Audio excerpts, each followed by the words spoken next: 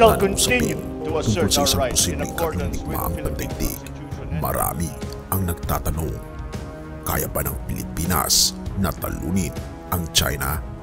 Kaya ba ng mga Pilipino na talunin ang mga Tsino? Balikan natin ang isang makasaysayang labanan sa pagitan ng mga Inchik at ng mga Pilipino na kung saan nagwagi ang mga Pilipino laban sa napakaraming Tsino. Halika, atin itong pag-usapan mga kaibigan.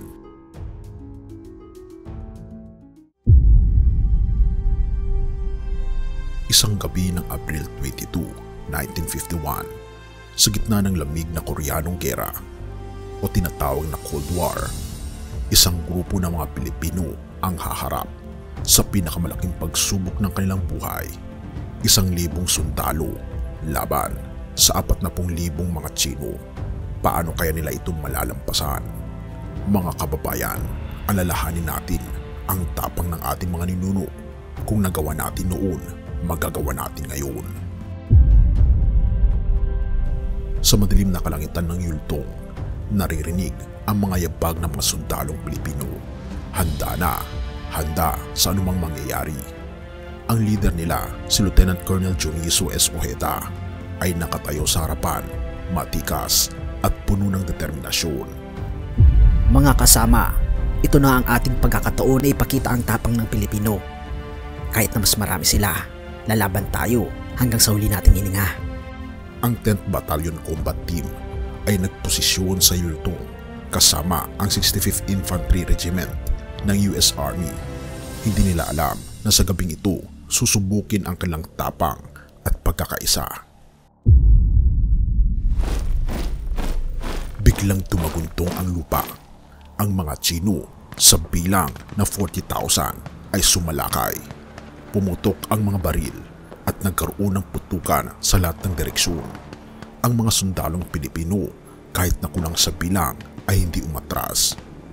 Sa akin, huwag kayong susuko. Ipakita natin sa kanila kung sino ang tunay na mandirigma. Si Kapitan Yap ay lumaban ng buong tapang. Pinangunahan ang kanyang mga tao sa pagbagsak sa mga Tsino. Sa gitna ng kaguluhan, napatay si Kapitan Yap. Ngunit bago siya nalagutan ng hininga, nagtagumpay sila sa muling pagkuha ng kanilang posisyon. Sa kabila ng mga alon ng pag-atake, nanatiling matatag ang mga Pilipino. Si Lieutenant Jose Artiaga sa kanyang kabayanihan ay patuloy na nag-organisa ng depensa at pinalakas ang loob ng kanyang mga tauhan. Hindi tayo matitinag. Ipakita natin sa kanila ang tibay ng Pilipino. Bawat hakbang ng mga sundalo ay puno ng tapang. Bawat putok ng baril ay tanda ng kanilang determinasyon na ipagtanggol ang yultong. Sa bawat oras na lumipas, lalong tumitindi ang labanan. Habang matindi ang labanan, unti-unti nang nauubos ang mga bala at pagod na ang mga sundalo. Ngunit sa kanilang puso, hindi pa rin sila sumusuko. Sa isang huling pagsiklab ng tapang, pinangunahan ni Lieutenant Artiaga ang isang matinding kontra-atake. Para sa bayan, para sa ating mga pamilya. Sa isang nakakapanintig balahimong eksena, natalo ng mga Pilipino ang mga Tsino at napatigil ang kanilang pag-atake. Sa wakas, sa kabila ng mga hindi mapilang na pagsubok, nagtagumpay sila. Ang labanan sa yultong ay naging simbolo ng tapang at determinasyon ng mga Pilipino. Ang kanilang kabayanihan ay kinilala ng buong mundo at ang alaala ng kanilang mga sakripisyo ay buhay na buhay pa rin hanggang ngayon. Mga kababayan, tulad ng ginawa ng ating mga sundalo sa yultong, kaya rin nating harapin ang mga hamon ng ating panahon. Ang tapang at pagkakaisa ng Pilipino ay walang kapantay. Nagawa natin noon, magagawa rin natin ngayon. Ako si Sa Iyong Araw at ito ang kwento ng laban sa yultong, isang kwento ng tapang, pagkakaisa at walang hanggang pagmamahal sa bayan.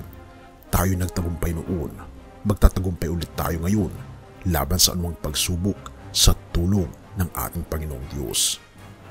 Deuteronomio 20 verse 4, magpakatatag kayo, huwag kayong matakot, at huwag kayong manglupaypay dahil sa kanila, sapagkat ang Panginoon ninyong Diyos ay sumasa inyo. Siya ang lumalakad na kasama ninyo upang ipakipaglaban kayo laban sa inyong mga kaaway upang kayo iligtas. Sa kwento ng laban sa yultong, nakita natin ang walang kapantay na tapang at determinasyon ng ating mga sundalo. Sila'y humarap sa napakaraming kalaban, ngunit hindi nagpatinag.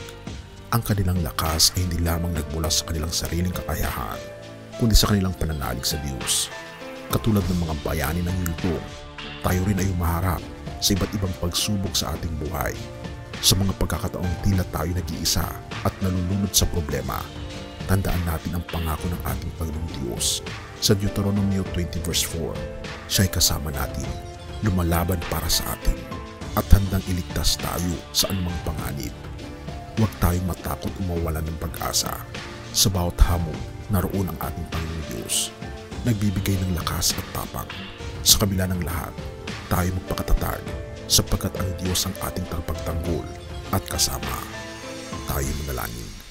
Ama naming Diyos na makapangyarihan sa lahat na nasa langit, kami po'y lumalapit sa inyo ng may pagpapakumbaba at pananalig sa harap ng mga pagsubok at hamon sa buhay. Katulad ng mga bayani ng yultong, hiling namin ang inyong gabay at proteksyon. Pagpalain niyo po ang bawat isa sa amin, lalo na ang mga nanonood ng kwentong ito, pati na rin ang kanilang mga pamilya. Bigyan niyo po kami ng lakas ng loob at tibay ng pananampalataya upang harapin ang anumang hamon na darating. Nawa'y patuloy naming maalala ang inyong pangako na kayo ay kasama namin sa lahat ng oras. Tulungan niyo po kaming magpakatatag, huwag matakot at magtiwala sa inyong walang hanggang pagmamahal at proteksyon.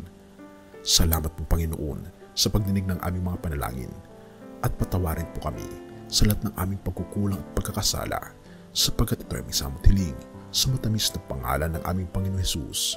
Amen.